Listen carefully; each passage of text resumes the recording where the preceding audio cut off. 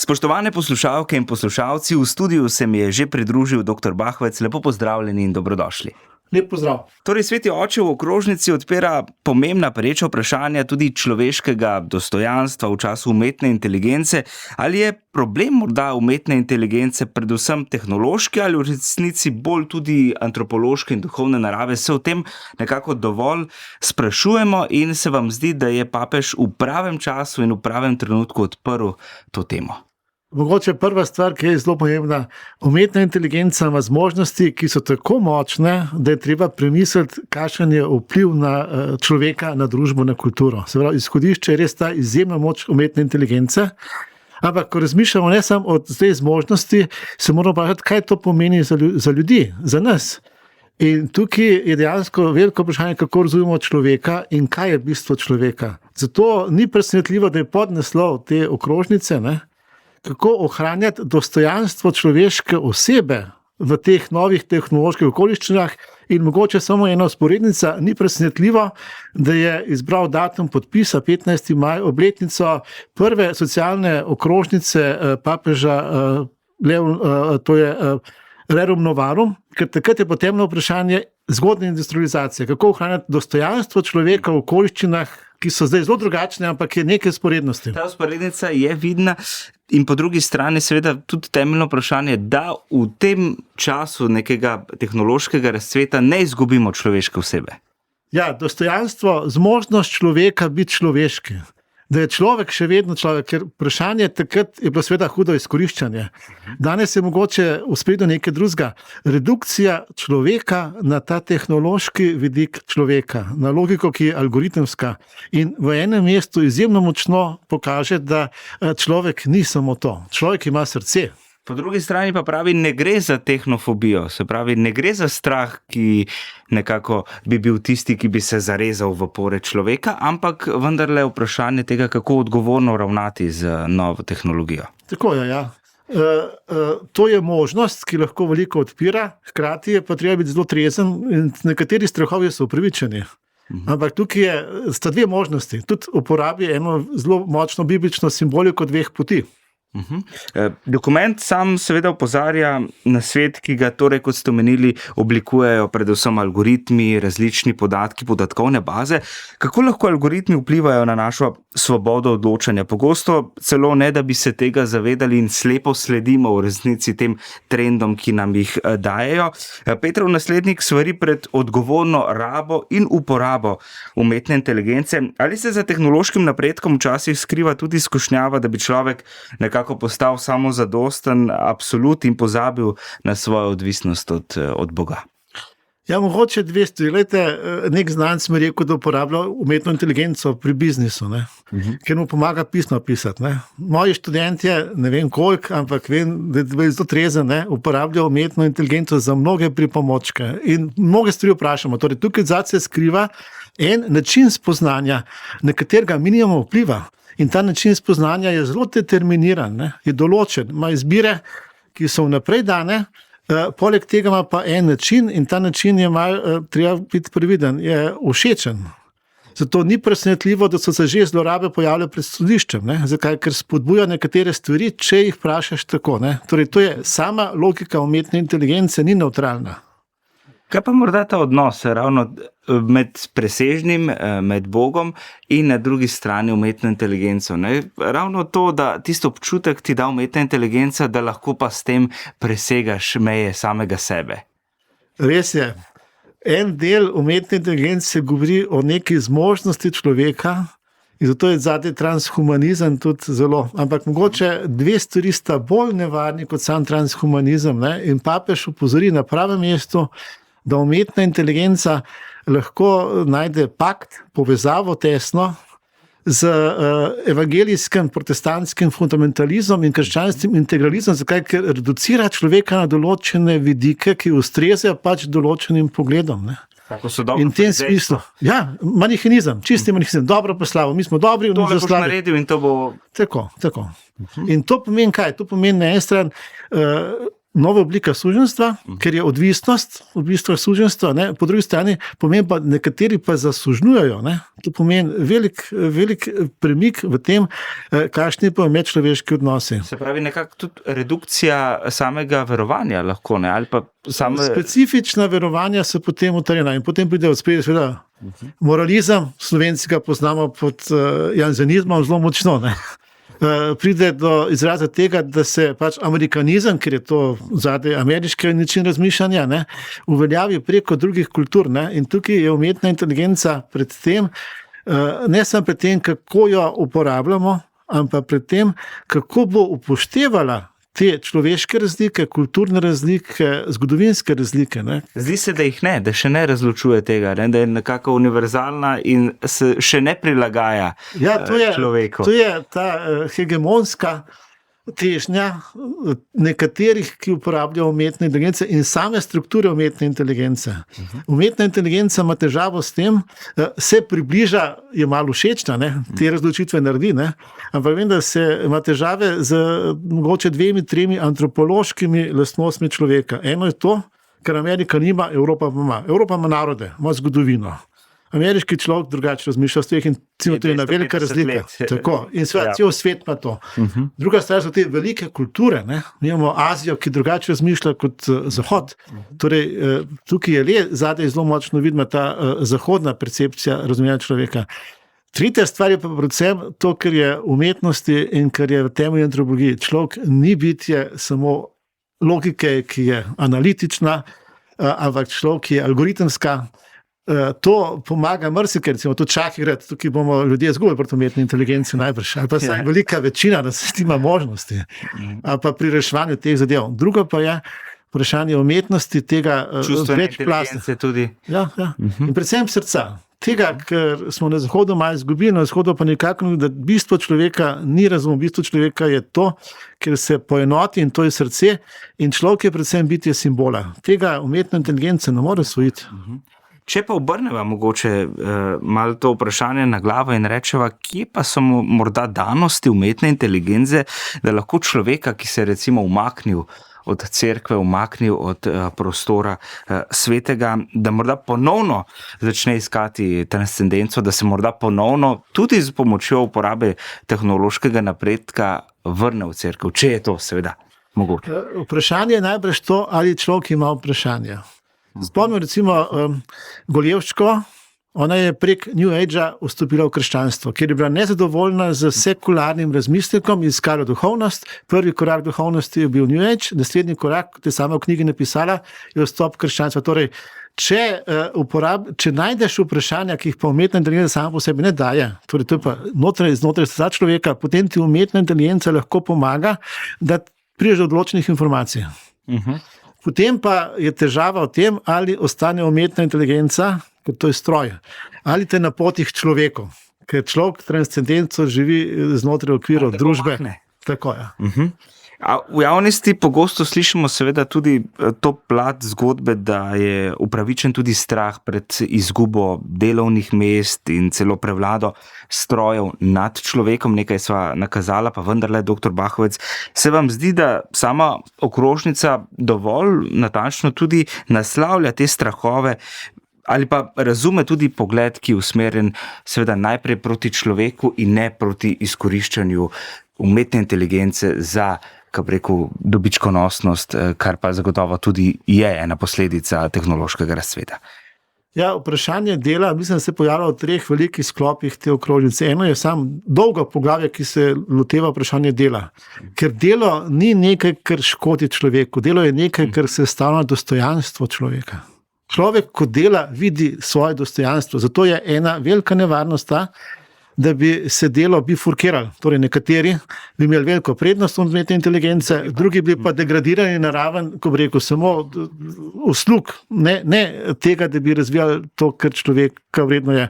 In v tem smislu zelo močno poudarja na to, ker je vsa tradicija katoliškega nauka od začetka ta umestna raven. Izraz je subsidiarnost, kar pomeni, da si soudeležen v ustvarjanju. Nisi ti samo pasiven prejemnik, ali nekdo, ki izvaja to, kar ti od zgoraj naročijo, ampak ti se ukvarjaš s stvarmi tako, da si ti zraven skupaj z drugimi. Ne? Vsa civilna družba, vse male skupine so formirane na tem, da se dogaja znotraj med ljudmi, ta subsidiarna raven. In ne sme zgornja raven tega onemogočiti. Lahko pa služi, da bolj izpolni. Ne? Ta princip subsidiarnosti znotraj prav delovnih procesov, znotraj gospodarstva, ker to je povezano s tem, kar je skupno dobro. Druga stvar, ki je pa ta, kako bi rekel, umetna inteligenca je moč. Moč pomeni, da se lahko razvija tudi zloraba in to se hitro zgodi lahko.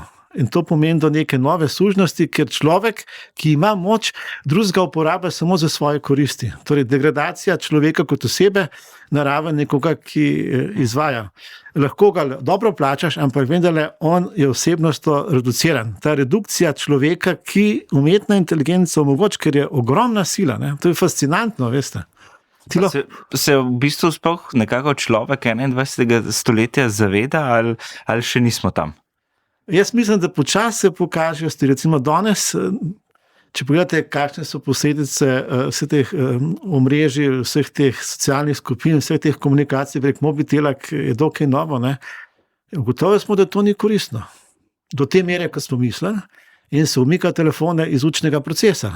Se umika digitalizacija in se vrača papir. Recimo samo dve stvari. Ugotovili so, da človek, ki bere iz Kindla, iz tablice, in človek, ki bere iz papirja, razvija druge potencijale. In če želimo ljudje razviti človeške potencijale, se moramo vrniti na papir. Izvorom. Ja. Na papir. Druga stvar je seveda pisanje, ne samo tipkanje. Torej, to so logike, ki so povezane s tem, kako spoznamo. Torej, šolski proces, za delovni proces, za vprašanje miru, tukaj so velika vprašanja in tudi vprašanje družine, torej temeljne vzgoje. To so vsa vprašanja, ki se tičejo, kako nasloviti umetno inteligenco, ne zgolj kot etično vprašanje, ampak način, kako živimo. Da ne bo umetna inteligenca reducirala človeka. Zato je res temeljno vprašanje to, kdo je človek. In kdo je človek, to je mnogo širše vprašanje, kot smo... Doktor Bahovec, še preden nadaljujeva najin pogovor, prisluhniva Marku Borisu Andrijaniču, strokovnjaku za umetno inteligenco, ki ga je ukrajinski predsednik Zelenski odlikoval za pomoč pri tehnološkem napredku Ukrajine. Kako tehnološka stroka vidi okrožnico? Papeževa enciklika je prijetno presenečenje in to iz več razlogov. Prvič, prav je, da cerkev ne živi v preteklosti, ampak naslavlja ključna vprašanja našega časa, med katera nedvomno sodi tudi umetna inteligenca. Drugič, pozitivno je, da umetna inteligenca ne vidi kot nekaj samo po sebi negativnega ali celo zlega, ampak kot izrazito večplastno in večnamensko tehnologijo. Tretjič, enciklika zajame celoten ekosistem umetne inteligence. Od rudarjev v rudnikih redkih kovin, potrebnih za mikroprocesorje, pa vse do tehnoloških velikanov v Silicijevi dolini, in delavcev, katerih delo se spreminja zaradi novih orodij umetne inteligence. Enciklika morda nekoliko podcenjuje pozitivni potencial umetne inteligence, denimo pri razvoju novih zdravil ali pa pri demokratizaciji znanja, obenem pa morda nekoliko precenjuje njeno vlogo pri negativnih pojavih, kot so vojne in izkoriščanja, ki so z nami nažalost že tisočletja. No, vsekakor pa odpira pravo vprašanja ob pravem času. Doktor Bahovec, slišali smo izjavo gospoda Andrijaniča, strokovnjaka za umetno inteligenco. Sam je omenjal od rudarjev do tehnoloških velikanov. Skratka, papež je vendarle prepoznal to večplastnost umetne inteligence. Mislim, da dve stvari je res dobro dati. Podobno kot je Laudato si naslovil ekološko vprašanje z integralnim pristopom, recimo Ljudka Kajfež-Bogataj mi je osebno rekla, da to je nekaj tako novega, da lahko premakne zadevo na bolj celovit pristop, ker ni aktivistično, niti proti, niti za, ampak ker celoto, večplastno, celovito in povzame tako tudi ta enciklika, ker zelo celovito pristopi k vprašanju umetne inteligence. Ne izpusti ničesar. Tisto, kar bi drugače skoraj povsem strinjam z dr. Andrijaničem, razen ena stvar, se mi zdi pa, da je treba mičkam bolj previdno. Umetna inteligenca služi akademski sferi, če je poštena. Razvoju izobraževanja pa vprašanje, če bo služila. Zakaj? Ker smo videli, kako študentje in dijaki delajo. Ljudje ne hodijo več v knjižnico. Mi je rekla ena mlajša študentka, oni pogledajo samo par internetnih stvari, prosijo in to je to. Ne hodijo več. Koncentracija je padla. Tako. In to pomeni v bistvu spremembo zmožnosti spoznavanja in zmožnosti empatije, prvo vprašanje mentalitete. Misli, čustev, hotenja, tukaj se veliko spremeni in seveda s tem povezan prostor komunikacije, ker zdaj vprašaš stroj. Če ti delaš za osebo, ni samo vprašanje vsebine, je tudi vprašanje, kako razvijati zadevo. To dinamika se zelo spremeni. Če vas prav razumem, nekako smo se znašli v različnem razmerju med tem, da je velika nevarnost, da tehnologija ne služi več človeku, ampak človek nekako služi tehnologiji. Smo v enem takem res precepu. To vprašanje je zelo na mestu. Že dlje časa je to vprašanje na mestu. Ne? Ali človek sme storiti tisto vse, kar zmore? Vidimo pri mnogih vprašanjih tehnologije, od atomske energije naprej. Papež naglaša ta pozitivni vidik zelo močno. Umetna inteligenca lahko spodbudi ustvarjalnost, lahko spodbudi transcendenco, lahko mnoge stvari ima. Torej, ta potencial umetne inteligence, ki je tukaj not nakazan, je precej večji, kot recimo bi kdo od zunaj mislil. V dobrem smislu. Ne? Ampak hkrati pa negativne stvari more pokazati. Glejte, že mi imamo vojno v Ukrajini. Ko stroj začne leteti, droni, razmišljati svojo glavo, inteligenco, kako bo več škode naredil. To je hujš kot industrija vojne. Mi ne moramo vojno dehumanizirati do te mere, da bomo imeli bolj uničujoča orožja kot nekaj samoumevnega. Ne? In na to papež opozarja, razorožitev umetne inteligence, kar pomeni uporabo umetne inteligence za tiste stvari, ki vodijo k skupnemu dobremu, k solidarnosti, k razvoju res ne samo človeka kot posameznega bitja, ampak kot vseh območij družbe. Posebej pa, ker ste omenili rudarja, mi smo veseli, če imamo poceni stvari, ampak pozabimo, da delo ljudi je zadaj, ki je torej fair play, ekonomije, ni samo omejen pri umetni inteligenci. In ta logika dobička, ne bo uravnavala. Premalo je logika, ko bi rekel, nevidne roke. Treba je biti preko. In tudi ne pomaga, da bi to v lasti države. Torej, ne gre za socializem, kapitalizem, ampak gre za nek nov princip, da bi razumeli to, kar je v enem delu družbene nauk cerkve, družbena odgovornost lastnine. Lastnina je privatna stvar, ampak lastnina ima tudi nalogo, da pomaga živeti vsem ljudem. Torej, daš ne pada meni, daš pada vsem ljudem. Torej, ta božji dar za vse ljudi. To ne pomeni ukiniti lastnino. To pomeni lastnino uporabiti tako, da ni samo za moje dobro in za dobro moje skupnosti, ampak za širše dobro ljudi ali skupno dobro. Krščanstvo poudarja pomen odnosa. Kako lahko v času umetne inteligence ohranimo pristne odnose, nenazadnje občestvo in tudi to kulturo srečanja, ki se je včasih ravno s pojavi telefonov, pojavi socialnih omrežij nekako nas zastrupila, odtujila, da te kulture srečanja praktično ni? Ja, so mogoče, če smem reči, 3 faze. Fazi, kot človek ni mogel sam narediti, rabo si druge, da so skupaj pokosili travnik, je bila kultura srečanja del delovnega procesa, del praznovanja. Nujno. V fazi industrije, po tekočem traku, je človek samo en del poznal. In dokler so bili revni, so se ljudje pomagali. Danes pa bloki živijo zelo individualistično. Se sploh ne poznajo. Danes je pa celo to, da ti za nekaj vprašati, ni treba nekoga vprašati, ampak greš nekaj vprašati, umetno inteligenco vprašaš. In to je huda redukcija v smislu človeške komunikacije. Ampak to ni nekaj novega. Jaz se spomnim, veste, pri nas, ko so mladi, bilo samo eno tisti, ki je znal, je pomagamo tistu sošolcu, ki ni znal. To danes je zunaj obzorja ljudi. Tega se sploh ne zavedajo. In se prodajajo v osnovni šoli že, veste, listke znanja. To je tudi neverjetno, kam smo prišli. Ta občutek medsebojnega odnosa, ki je zastonski. In ta zastonskost, ki se rodi samo v omenjenem okolju dela, združevanja, prostega časa, smo jo s tehnologijo malo izgubili. Recimo tudi včasih, veste, kmet je potreboval drugega, da so skupaj nekam šli, da so nekaj naredili. No, smo vsak svoje stroje in vsa okolja so postali preveč samozadostna. In problem kulture je ta samozadostnost. Če pa še umetno inteligenco vnesemo v kulturo samozadostnosti, se pa potem še hujše zgodi. Ne? Ampak, da ne bo pomote, umetna inteligenca ni vir samozadostnosti. To smo mi že razvijali zelo dolgo časa v naši kulturi. Mogoče posledica prej. Skoraj da. Se ujame. Ta kultura je ustreza, to da. Ne? In ko pride to tesno skupaj, seveda smo ljudje še bolj osamljeni. Ne? Doktor Bahovec, približujeva se koncu najnega pogovora. Morda bi vas za konec prosil, da na kratko še ovrednotite sam pomen okrožnice. Kaj je tisto, kar je vas morda osebno najbolj nagovorilo? Ko sem slišal, da to pripravlja papež, se mi zdelo, da tukaj vstopa res v čas, v katerem živimo. Torej, da je zelo aktualen. Cerkev ne zamuja. Drugič, ko sem to malo prebral, pa tudi kakšen komentar, me je zelo razvil, ker sprejema, kot je tudi že prej rečen, zelo celovito stvar. To ni v korist enega, to ni v slabost nečesa, to je eno in drugo in tretje. Možnosti, dobre, šibkosti, nevarnosti, vse so noter. In vsi ljudje so zajeti. Tretja stvar, ki se mi zdi pa zelo pomembna, je pa ta, da v bistvu ta enciklika, ta okrožnica ne govori o umetni inteligenci, o tem, kaj nam omogoča, ampak kako vpliva na človeka in kaj to pomeni za dostojanstvo življenja človeka kot osebe.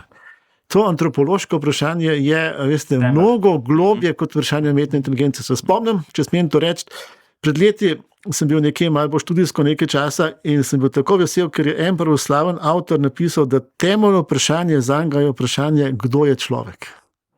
To je tako globoko vprašanje in umetna inteligenca nas spodbuja, da se k temu vprašanju vrnemo. Torej, v tem smislu je to en velik izziv, da obnovimo bistvo osebnega in skupnega življenja. In umetna inteligenca, mislim, da če bomo zares vzeli to okrožnico, nam bo pomagala, da bomo razlikovali, kdaj ja, kdaj ne, kako in tako naprej. In bomo razvili ene odgovore, ki so zelo dobri.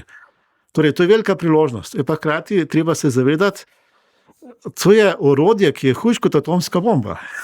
To je strašno orodje, če se zlorabi. In lahko rečem, da me je zelo, zelo razvilo to, da papež poziva vsakogar in vse skupaj, da smo v tem dogajanju aktivni, ne da prepustimo samo nekaterim, da to vodijo. Torej, ta aktivna soudeleženost vseh nas, se mi zdi, da je ena temeljno sporočilo okrožnice, ki tudi daje upanje. Zakaj?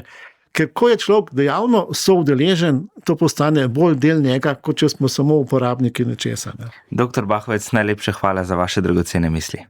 Hvala tudi vam, da sem lahko spregovoril. In hvala tem, ki so vse to skupaj s papežem pripravili, da imamo zdaj en tak celovit dokument, ker je zelo potreben, da o tem skupaj razmišljamo in se soočimo.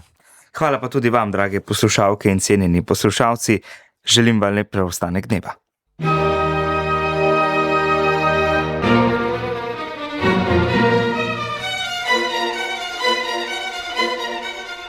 Sedmi dan.